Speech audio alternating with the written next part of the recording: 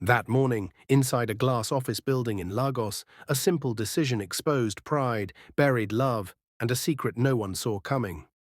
An old woman came looking for honest work. She left in tears. Minutes later, the one man who could change everything walked in. And the truth became clear: you never really know who someone is until it's too late. "Get her out." Amanda Rachel's voice cut through the reception like a sharp knife. Two security men stepped forward at once. They were big, broad, and wearing black uniforms that made them look even more serious. Mama Ruth Adams, small, old, and shaking, held her hands up like she was begging the air itself. "Please, I only came to ask for work," she cried. Her voice was soft, but the tears made it loud in a different way. "Any cleaning job, anything at all." People stopped walking, phones kept ringing somewhere behind the glass walls, but right here, in front of the reception desk, everything paused, like the whole building was holding its breath. Amanda stood tall, her high heels firm on the shiny floor. Her face was calm, but her eyes were hard.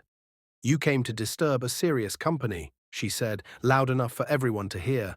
"Look at you, dirty, crying. Are we a charity home?" Mama Ruth's lips trembled. I I am not here for free money," she said. "I want to work. I can clean. I can wash toilets. I can sweep. I can—" "Enough," Amanda snapped. The words slapped the air. Some staff members exchanged quick looks. A few looked down, pretending they didn't see anything. Others watched like it was a sad movie they couldn't stop. Amanda pointed toward the door. "Take her outside, now." The security men reached for Mama Ruth's arms. "No, please," Mama Ruth cried. "Please just let me talk to someone, anyone. I didn't come to fight. I came because I heard your company is growing and you may need cleaners. I only need a chance." Her voice broke. Tears rolled down her wrinkled cheeks and her knees almost gave way. Amanda leaned closer, her tone turning colder. "Do you know what you're doing?" she said. "You're embarrassing yourself. Look at these people watching you. You should be ashamed." Mama Ruth stared at her, confused and hurt. Ashamed for asking for honest work. The security men pulled her gently, but she still stumbled. "Please," she said again, louder this time. "My rent is due. I have no one. I just need work. Please." Amanda didn't blink. "Carry her if you must," she told the guards. "Just remove her from this building." And then it happened. Mama Ruth, in her fear and weakness, accidentally hit the edge of the reception desk with her hip. The small brown bag in her hand fell open. A tiny, old-looking ID card slid out. It didn't look like a normal ID card people use now. It looked very old, like something from a long time ago. One of the staff, members at the reception, a young lady named Ifeoma, saw it. She bent quickly and picked it up before it got stepped on. Her eyes widened. The ID card had a picture of Mama Ruth, but much younger. And the name written there was clear: Ruth Adams, caregiver nanny. Under it was another line: home, the Adebayo family estate. Ifeoma blinked. That name, Adebayo, didn't sound strange. In fact, it sounded familiar. Very familiar. She looked up at Mama Ruth, then at Amanda, then back at the ID. But Amanda was already waving her hand like she didn't care about any of it. "Why are you still standing?" Amanda barked at the guards. "Move." The doors opened. Morning sunlight rushed in.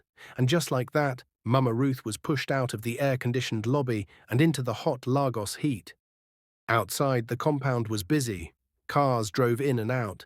People came for meetings. Couriers carried packages. But none of it mattered to Mama Ruth. She stood near the glass doors, shaking, crying, holding her small bag like it was the only thing she owned in the world. Her face was wet with tears. Her chest rose and fell fast, like she couldn't breathe properly. Inside, Amanda turned away like the whole thing was nothing. "Everybody should face their work," she announced. "This is not a cinema." And slowly people returned to moving. The buzzing returned, phones rang again, shoes clicked on tiles, meetings continued. But something stayed behind in the air, something heavy. Because Ifeoma was still holding the old ID card, and she couldn't stop looking at it. The office that never rested. The company name on the wall read Toby Tech and Logistics, Headquarters.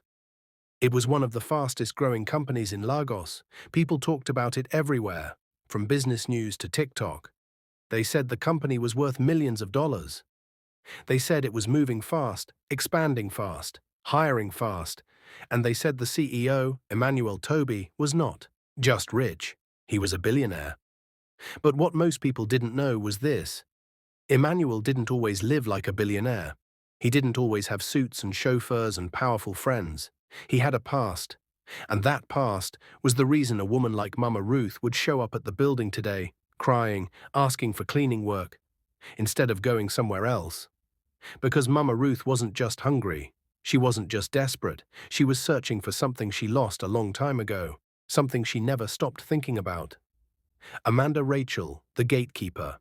Amanda Rachel was 28, smart and very organized. If the CEO was the head, people said Amanda was the brain. She controlled the schedule. She controlled access. She controlled who entered the office and who didn't. If you wanted to see Emmanuel Toby, you had to pass through Amanda first. And passing through Amanda was not easy. Some staff feared her more than they feared their own managers, because Amanda didn't just say no. She made no feel like punishment. That morning, at exactly 9:10 a.m., Amanda was in her perfect element. Her laptop was open, her phone was in her hand, her clipboard was against her chest. "Conference room B at 10, no sir," she said to one manager walking past. "If you're late, don't bother coming." "Yes, ma," the manager mumbled quickly. Amanda didn't smile. She walked toward the reception desk and looked at the security logbook.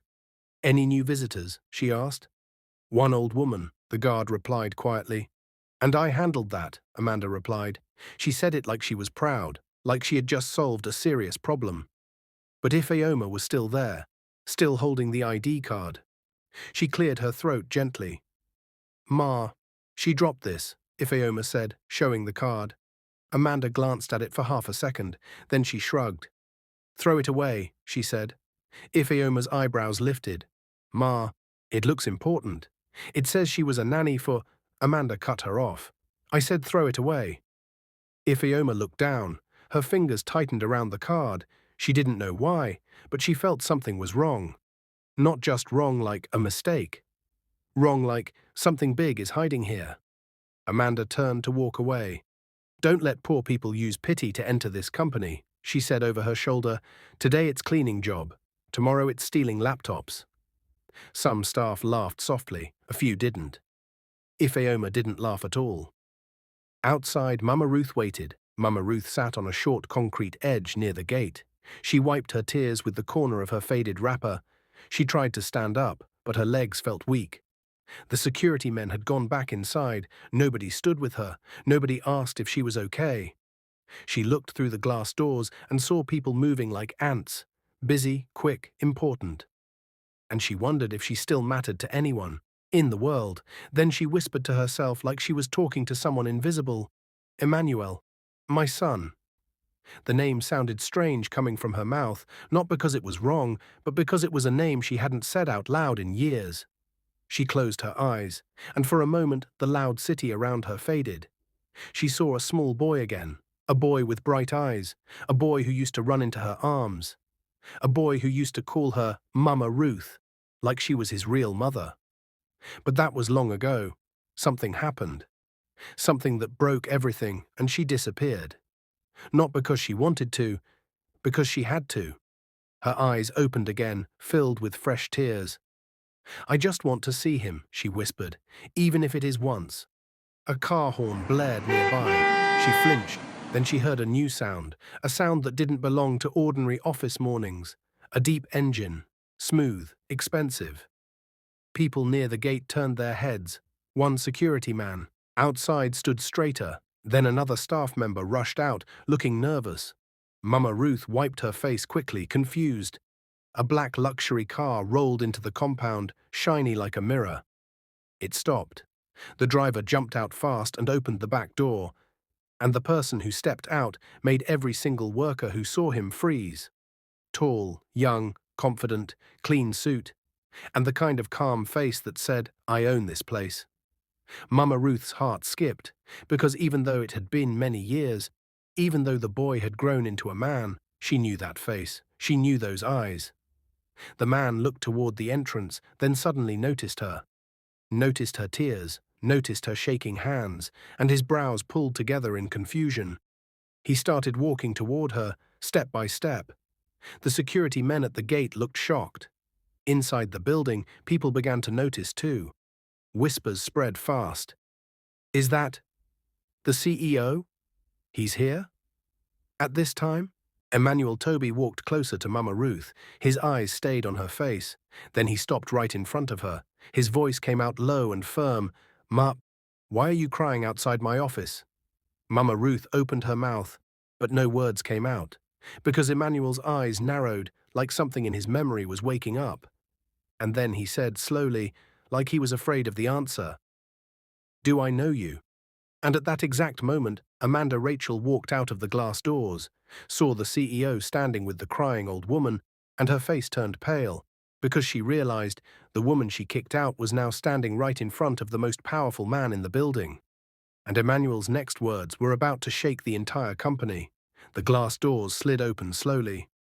Amanda Rachel stepped out, her heels clicking once, then stopping. She saw the CEO standing in front of the crying old woman. Her heart skipped. No, it dropped. For a second, Amanda thought she was seeing things, maybe stress, maybe fear playing tricks on her eyes. But it was real. Emmanuel Toby, the billionaire CEO of Toby Tech and Logistics, was standing just a few steps away from the woman she had ordered out like trash only minutes ago. Amanda's throat went dry. She forced a polite smile and walked forward quickly. "Good morning, sir," she said, trying to sound calm. "I didn't know you were coming in this early." Emmanuel didn't turn to look at her. His eyes were still on Mama Ruth. "Why is she crying outside my office?" he asked again, his voice steady but serious. Amanda laughed softly, nervously. "Oh, sir, it's nothing important," she said. "She's just an old woman who came to beg. I already handled it." Handled it. The words echoed in Emmanuel's mind. He finally turned his head and looked at Amanda. Really looked at her. "And what does handled it mean?" he asked. Amanda swallowed. "She came without an appointment," she explained quickly. "She was disturbing staff and asking for work. I told security to escort her out. We can't allow anyone to just walk in like that." Emmanuel frowned.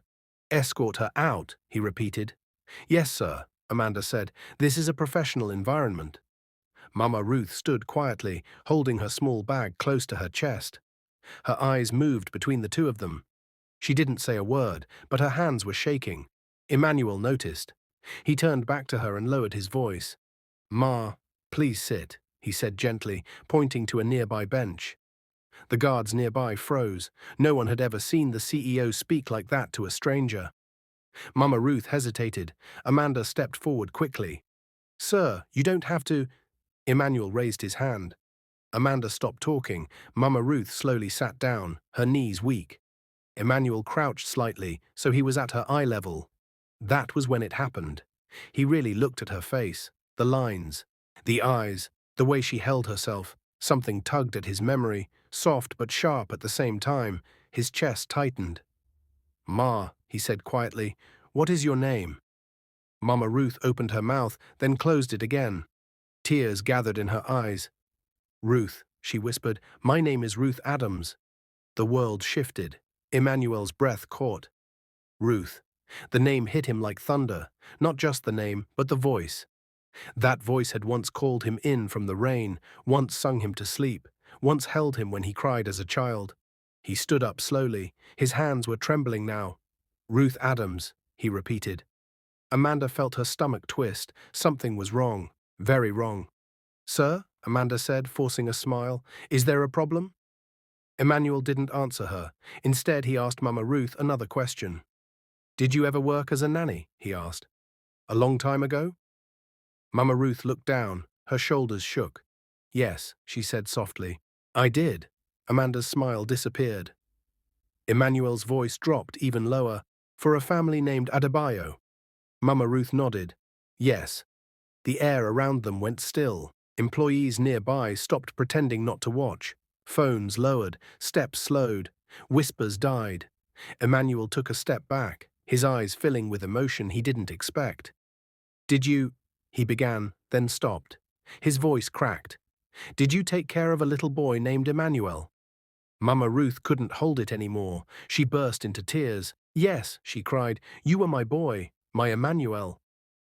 The words hit like a bomb. Amanda staggered back slightly.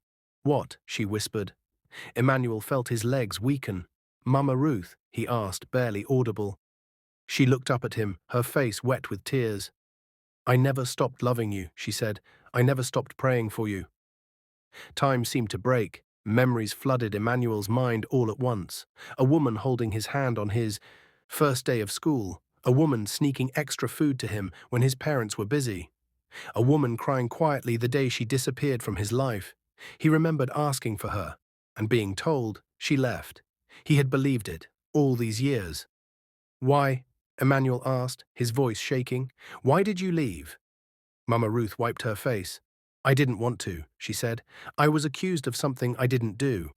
They told me to go quietly, or the police would be involved. I had no power. I had no voice." Amanda felt dizzy. Accused? Police? This was getting dangerous. "Sir," Amanda cut in quickly, "with all respect, this woman could be lying. People say anything when they want money." Emmanuel turned sharply. His eyes were no longer soft. They were cold. "Did I ask you to speak?" he said. Amanda froze. I was only trying to protect you," she stammered. Emmanuel stepped closer to her. "You threw her out," he said. "You mocked her. You let her cry outside." Amanda shook her head. "I didn't know who she was." "That's exactly the problem," Emmanuel replied. He turned back to Mama Ruth. "Why did you come today?" he asked gently. She took a deep breath. "I heard your company was growing," she said. "I heard the name Toby on the radio. I knew it was you. I didn't come to beg for money. I only wanted to work, to be useful again." Her words cut deep. Amanda's chest tightened. She suddenly remembered the old ID card. Her eyes widened. The ID.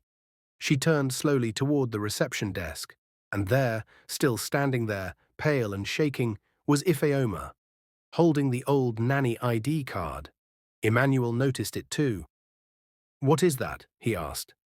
Ifeoma walked forward carefully and handed it to him. "She dropped it when security pushed her," she said softly. Emmanuel looked at the card, then at the picture, then at Mama Ruth. His hands clenched. This was real. Too real. He lifted his head and looked around. Everyone was watching now, every single person in that building. Then he spoke, clear, firm, unavoidable. "Everyone should gather in the main hall," he said. "Now." Amanda's eyes widened in fear. Main hall. That meant one thing, public judgment. And Emmanuel wasn't done. As security rushed to obey, he turned to Amanda and said calmly, "You will stand there with us." Amanda felt her knees weaken, because she suddenly understood. This was no longer about an old woman. This was about character, and hers was about to be tested in front of everyone. The main hall of Toby Tech and Logistics had never been this quiet. It was a wide, bright space, usually filled with laughter, movement, and the sound of meetings beginning and ending.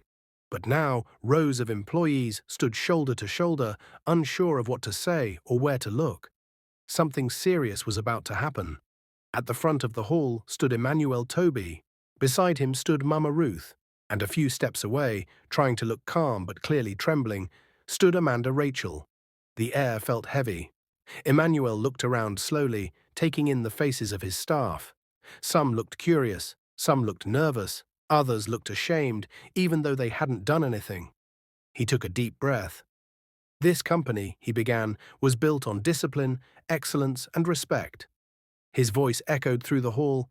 "Every one of you here works hard, and I appreciate that. But today I witnessed something that made me question whether we truly understand what respect means." Amanda's heart pounded. She folded her hands tightly in front of her. Emmanuel turned slightly and gestured toward Mama Ruth. "This woman," he said, "came here this morning looking for honest work." He paused. "She was mocked, dismissed, humiliated, and thrown out of this building." A low murmur ran through the crowd. Some employees shifted, uncomfortably. Emmanuel's voice grew firmer. She was crying outside my office when I arrived, not because she wanted money, but because she wanted dignity. Amanda swallowed hard. Emmanuel continued. Before I became the man you see today, he said, before the money, before the cars, before this company, I was just a boy. He looked at Mama Ruth, and this woman raised that boy. Gasps rippled through the hall. Amanda's eyes widened. She was my nanny, Emmanuel said. She fed me, protected me, loved me when my own parents were too busy chasing success. Mama Ruth lowered her head, tears rolling quietly down her cheeks. I was told she left on her own, Emmanuel said. I was told she abandoned us. He paused, pain flashing across his face. But today I learned the truth. All eyes turned to Mama Ruth. Emmanuel gently placed a hand on her shoulder. She was accused falsely, threatened, and forced to disappear without a chance to defend herself. The hall was silent now. You could hear breathing. Emmanuel turned toward Amanda, slowly, deliberately. Amanda Rachel, he said. Amanda's knees felt weak. Yes, sir, she replied softly. You are my personal assistant, Emmanuel said. You control access to this office. You represent me when I am not here. Yes, sir, she repeated. So tell me, Emmanuel said, his eyes locked on hers. What part of that role gives you the right to strip someone of their dignity? Amanda opened her mouth. No words came out. Her mind raced. I was following company policy, she finally said. No unauthorized visitors, no disruptions. Emmanuel nodded slowly. Policy, he repeated. Good. He turned to the crowd.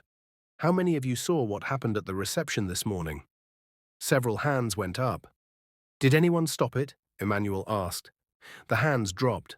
Silence. Emmanuel sighed. This is how bad behavior survives, he said. Not just because of the person who does it, but because of the people who stay quiet. Amanda's chest tightened. She felt exposed, small. Then Emmanuel said something that made her heart skip. Amanda, he said calmly, did you ask her name before you sent her out? Amanda shook her head. No, sir. Did you ask why she was crying? No, sir. Did you treat her like a human being? Amanda's voice cracked. I didn't. The words fell heavy. Emmanuel nodded. Thank you for your honesty. He turned back to Mama Ruth. Ma, he said softly, I am sorry. The hall gasped, a billionaire apologizing publicly. I am sorry you were treated this way in a place that carries my name, Emmanuel continued. I am sorry I was not here sooner. Mama Ruth lifted her head. Her eyes met his. My son, she said gently, you don't need to apologize. Life happens. I only wanted to see you again. Tears filled Emmanuel's eyes. But then Amanda suddenly spoke. Sir, she said quickly, her voice shaking, I didn't know who she was. If I had known, Emmanuel raised his hand again. If you had known what? He asked. That she was important, he continued. That she had a connection to me. Amanda froze. That is exactly the problem, Emmanuel said. He faced the hall. If the only people we treat well are the ones we think are important, he said, then we have failed as human beings. The words hit hard. Amanda felt them like a slap. Emmanuel took a step forward. This company will not be a place where power makes us blind, he said, and it will not be a place where kindness depends on status. He turned back to Amanda. And leadership, he added, is not about control. It is about responsibility. Amanda's eyes filled with tears. She nodded slowly. I understand. She whispered. Emmanuel didn't respond right away. Instead, he looked at Mama Ruth again. Ma, he said, please come inside. You don't belong outside the gate. Mama Ruth nodded and followed him a few steps forward. The employees parted respectfully. Then Emmanuel said something that made Amanda's heart drop completely. Amanda, he said without turning, after this meeting, you and I will have a private conversation. The hall went quiet again. Everyone understood what that meant. Amanda felt her legs tremble, because private conversations with Emmanuel Toby were never small, never casual, and never meaningless. As the meeting ended and people began to disperse, Amanda stood frozen in place, her career, her reputation, her future, all hanging in the balance. And Emmanuel hadn't even made his final decision yet. The main hall slowly emptied. Employees returned to their desks, but nothing felt normal anymore. Keyboards clicked, phones rang, meetings resumed, but everyone's mind was somewhere else. What would the CEO do next? Whispers followed Amanda Rachel as she walked down the hallway behind Emmanuel. Some people avoided her eyes. Some looked at her with pity. Others looked relieved it wasn't them. Amanda felt like the floor beneath her heels was no longer solid. She had always walked these halls with confidence. Today, every step felt heavy. At the end of the corridor was Emmanuel's private office. Large, quiet, powerful. The door opened. "Ma Ruth, please wait here," Emmanuel said gently, guiding the elderly woman to a comfortable chair just outside his office. "Someone will bring you water." Mama Ruth nodded. "Thank you, my son," she said softly. Those words still felt unreal to Emmanuel. Then he turned to Amanda. "Come in," he said. The door closed behind them, and just like that, Amanda was alone in the room with the man who controlled her entire career. The silence was loud. Emmanuel didn't sit down immediately. He walked to the window and looked out over the city of Lagos. Cars moving, people rushing, life continuing as if nothing had happened. But everything had changed. "Amanda," he said at last without turning around, "how long have you worked with me?" "3 years, sir," she replied quietly. "And in those 3 years," Emmanuel asked, "have I ever encouraged you to treat people without respect?" "No, sir," she said quickly, "never." "Have I ever told you to insult someone because of how they look?" "No, sir." "Have I ever said this company is only for the rich?" Amanda shook her head. "No, sir." Emmanuel turned around slowly. "Then where did today come from?" he asked. Amanda felt tears fill her eyes. "I thought I was protecting the company," she said. "We get beggars all the time, people pretending, people trying to take advantage." "And did you stop to think," Emmanuel asked, "that sometimes desperation looks like pretending?" Amanda's lips trembled. "I didn't think," she admitted. Emmanuel nodded. "That's the truth," he said. "You didn't think." He walked back to his desk and finally sat down. "You are good at your job," he continued, "efficient, organized, fearless." Amanda's heart lifted slightly. "But," Emmanuel added, "you confuse authority with power." Her heart sank again. "You believed your position gave you the right to decide who deserved kindness," he said, "and that belief is dangerous." Amanda wiped her face. "I'm sorry, sir," she said. "I truly am." Emmanuel studied her. "I believe you," he said, "but being sorry does not erase damage." He paused. "Tell me," he asked calmly, "if I had not walked in today, what would have happened to Mama Ruth?" Amanda couldn't answer, because she knew the old woman would have left in tears, humiliated, unseen, unheard, possibly never to return. Emmanuel leaned back. "This company is growing fast," he said, "and when things grow fast, character is tested." Amanda nodded slowly. "Leadership," Emmanuel continued, "is not about who you can stop from entering a building, it's about who you choose to protect." Amanda bowed her head. "I failed," she whispered. "Yes," Emmanuel said. "You did." The word landed hard, but then Emmanuel said something unexpected. "And failure," he continued, "is not always the end." Amanda looked up, hope flickering in her eyes. Emmanuel stood again. "I am going to take care of Mama Ruth," he said, "personally." Amanda nodded. "That is good," Emmanuel continued, "but what happens next for you will depend on what kind of person you choose to become after today." Amanda held her breath. "Sir, what does that mean?" she asked carefully. Emmanuel opened the office door. "Come," he said. "You will see. A different kind of welcome." Outside, Mama Ruth sat quietly, sipping water from a glass someone had brought her. She looked small in the large office space, but her eyes were calm now. Emmanuel approached her with a gentle smile. "Ma," he said, "please come with me." "Where are we going?" she asked. "To the boardroom," Emmanuel replied. Amanda's heart jumped. The boardroom. That was for executives, investors, power. Mama Ruth stood slowly. "Are you sure?" she asked. "I don't want to cause trouble." You won't, Emmanuel said firmly. You belong here. As they walked, heads turned again. Amanda followed behind them, her mind racing. Inside the boardroom, the long table gleamed. Leather chairs surrounded it. Emmanuel gestured for Mama Ruth to sit at the head of the table. She hesitated. My son, this place is too big for me, she said softly. Emmanuel smiled. You made me big, he replied. Please sit. Mama Ruth sat, and for the first time in her life, she sat in a room where powerful people usually made decisions. Emmanuel turned to the executives who had already gathered. This meeting was not planned, he said, but it is necessary. He looked at Mama Ruth. This woman, he said, is the reason I am alive today.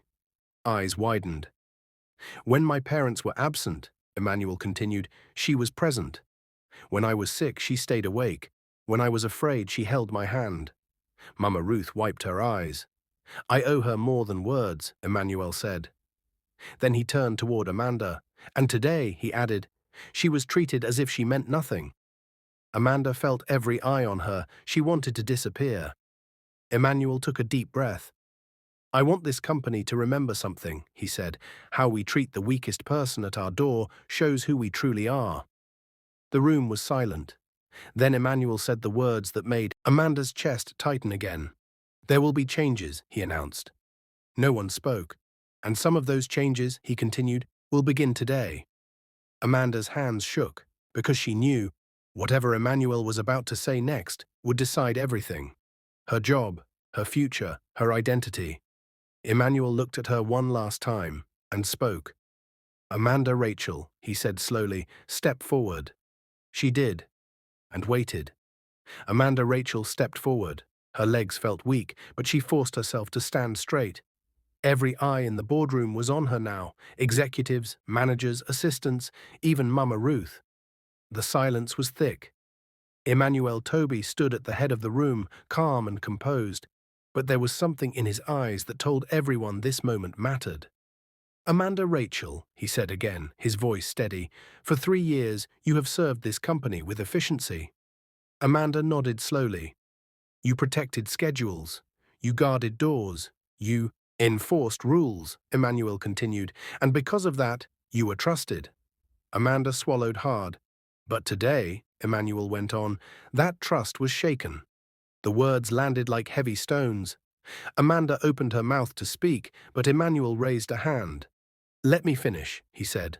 He turned slightly, gesturing toward Mama Ruth. This woman came here looking for honest work, not special treatment, not money, just dignity. He looked back at Amanda, and instead of dignity, she was given shame. Amanda felt tears spill down her cheeks. I was wrong, she said, her voice breaking. I know that now. Emmanuel nodded. Yes, he said. You were wrong. The room remained silent. Then Emmanuel took a breath and said something no one expected. But this company does not believe in destroying people for one mistake. Amanda's head snapped up. Hope flickered. However, Emmanuel added, we also do not believe in ignoring mistakes when they reveal character. Hope trembled. This is not just about what you did, Emmanuel continued. It is about what you believed while doing it. He walked slowly around the table. You believed you had the right to decide who deserved respect, he said, and that belief cannot remain in a leadership role. Amanda's heart dropped. So, Emmanuel said, stopping in front of her, effective immediately, you will no longer serve as my personal assistant. A soft gasp filled the room. Amanda felt the air leave her lungs. I am not firing you, Emmanuel added quickly, before the shock could settle fully, but you will be reassigned. Amanda blinked. Reassigned. You will work under our Human Relations and Community Outreach Department, Emmanuel said, at the lowest operational level. Some executives exchanged surprised looks. You will interact daily with cleaners, security staff, interns, and visitors, Emmanuel continued. You will learn names. You will listen to stories. You will serve. Amanda nodded slowly, tears streaming down her face. Not as punishment, Emmanuel said, but as correction. He paused. If after 6 months your character reflects growth, not performance but character, then we will talk again. Amanda bowed her head. Thank you, she whispered. Thank you for not giving up on me. Emmanuel nodded once. This meeting is not about Amanda alone, he said, turning to everyone. It is about all of us. He faced the executives. No title in this company gives you permission to forget your humanity, he said. If anyone here believes otherwise, this is your warning. No one spoke. Then Emmanuel turned fully toward Mama Ruth. The atmosphere changed. His voice softened. Ma, he said, you came here looking for cleaning work. Yes, Mama Ruth replied gently. Emmanuel smiled. You will not be a cleaner in this company, he said. Mama Ruth looked startled. Oh, she said quickly. That is fine. I can.